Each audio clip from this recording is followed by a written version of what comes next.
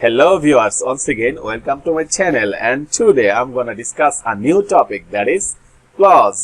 আজকের এই ক্লাসে আমরা clause কি এবং কত প্রকার এর বিস্তারিত নিয়ে আলোচনা করব। So I hope all of you will watch my video from beginning to end. And সেই সাথে আমার এই চ্যানেলটি যারা এখনো সাবস্ক্রাইব করেননি আশা করি এখনই সাবস্ক্রাইব করে নেবেন।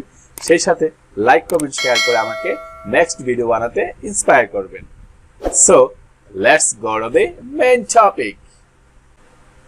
প্রথমে আমরা জেনে নেব what is clause. Clause means খণ্ডবাক্য or বাক্যাংশ.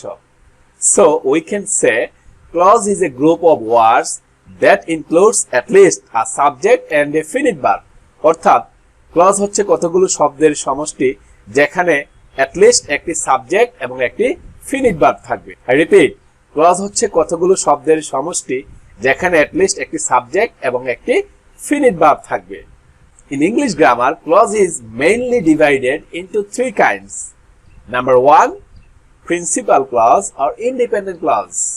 Number 2, subordinate clause or dependent clause. Number 3, coordinate clause. So আমরা ইতিমধ্যেই জেনে গেলাম clause কত প্রকার এবং কি কি।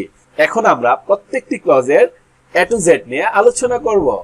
প্রথমে আমরা জেনে নেব what is principal or independent clause. That means the clause which can stand alone as a sentence or can complete the full sense of a sentence is called principal or independent clause. অর্থাৎ যে clause একা একাই একটি sentence হিসাবে দাঁড়াতে পারে অথবা একাই একটি সেন্টেন্সের পরিপূর্ণ অর্থ প্রকাশ করতে পারে তাকে principal or independent clause বলে। So let's get some example of principal clause. Example number 1, we love our country. এখানে কতগুলো শব্দের সমষ্টি মিলে একটি ক্লজ হয়েছে যেখানে we হচ্ছে সাবজেক্ট এবং love হচ্ছে verb.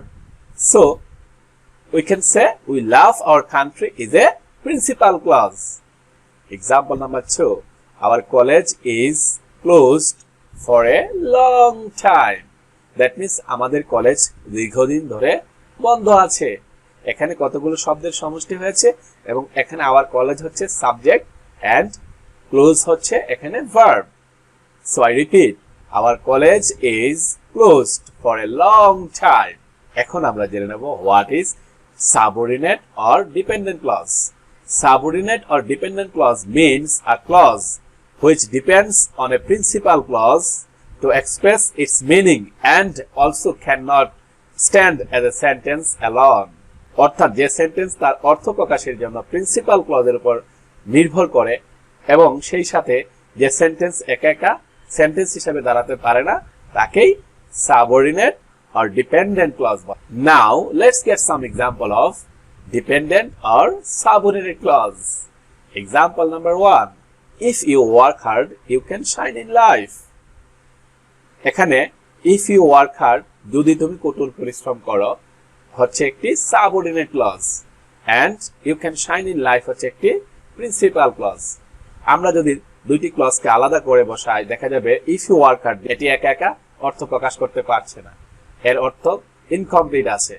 অন্যদিকে you can shine in life একে যদি আমরা আলাদা বসাই দেখা যাবে একা একাই সে অর্থ প্রকাশ করতে পারছে। সো এখানে you can shine in life হচ্ছে প্রিন্সিপাল ক্লজ যার উপর dependent clause if you work hard তার অর্থ প্রকাশের জন্য নির্ভর করছে। I repeat, if you work hard you can shine in life. Example number 2, though he was sick he was present in the meeting. That means অসুস্থ থাকা সত্ত্বেও সে meeting এ উপস্থিত ছিল। সো এখানে though he was sick হচ্ছে একটি dependent clause যেটি তার অর্থ প্রকাশের জন্য he was present in the meeting principal ক্লজের উপর ডিপেন্ড করছে। he was present in the meeting হচ্ছে একটি প্রিন্সিপাল ক্লজ যেটা একা একাই অর্থ প্রকাশ করতে পারছে। I repeat, though he was sick he was present in the meeting. এখন আমরা জেনে নেব what is coordinate clause.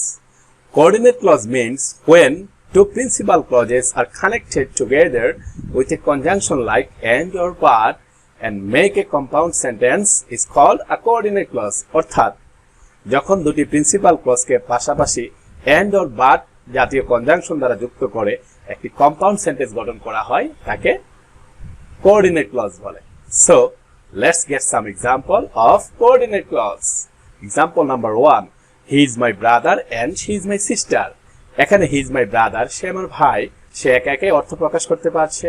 অন্যদিকে she is my sister, সে আমার বোন, সেও একা একা অর্থ প্রকাশ করতে পারছে। দ্যাট মিন্স এখানে দুটি ক্লজই হচ্ছে প্রিন্সিপাল ক্লজ। এই দুটি ক্লজ এন্ড কনজাংশন দ্বারা যুক্ত হয়ে একটি কম্পাউন্ড সেন্টেন্স গঠন করেছে। সো এই ক্লজগুলোকে বলা হয় coordinate clause. Example number 2. I like coffee but my friend likes tea. এখানে I like coffee, that means আমি কফি পছন্দ করি হচ্ছে একটি প্রিন্সিপাল ক্লজ, কারণ সে একাই অর্থ প্রকাশ করতে পারছে।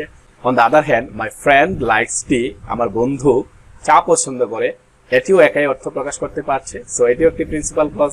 এখানে দুটি ক্লজ হচ্ছে প্রিন্সিপাল ক্লজ, যেগুলি বাট কনজাংশন দ্বারা যুক্ত হয়ে একটি কম্পাউন্ড সেন্টেন্স গঠন করেছে। সো এই ক্লজগুলোকে বলা হয় কোঅর্ডিনেট ক্লজ।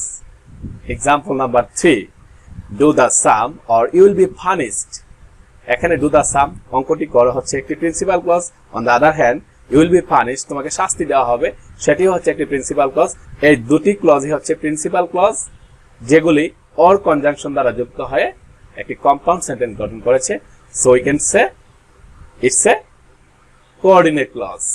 ডিয়ার ভিউয়ার্স, আজকের এই ক্লাসে আমি ক্লজ কি এবং কত প্রকার ও কি প্রত্যেকটি বিষয় এক্সাম্পল সহ আলোচনা করেছি।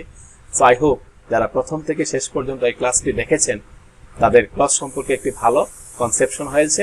নেক্সট ক্লাসে আমরা সাবঅর্ডিনেট ক্লজ কত প্রকার ও কি সেগুলো নিয়ে আলোচনা করব। সো আমার এই চ্যানেলটি যারা এখনো সাবস্ক্রাইব করেনি, আশা করি এখনই সাবস্ক্রাইব করে নেবেন, সেই সাথে লাইক কমেন্ট শেয়ার করে আমাকে নেক্সট ভিডিও বানাতে ইন্সপায়ার করবেন। সো ভালো থাকবেন, সুস্থ থাকবেন এবং পরবর্তী ক্লাস দেখার আমন্ত্রণ জানিয়ে আজকের মতো এখানেই শেষ করছি। আল্লাহ হাফেজ।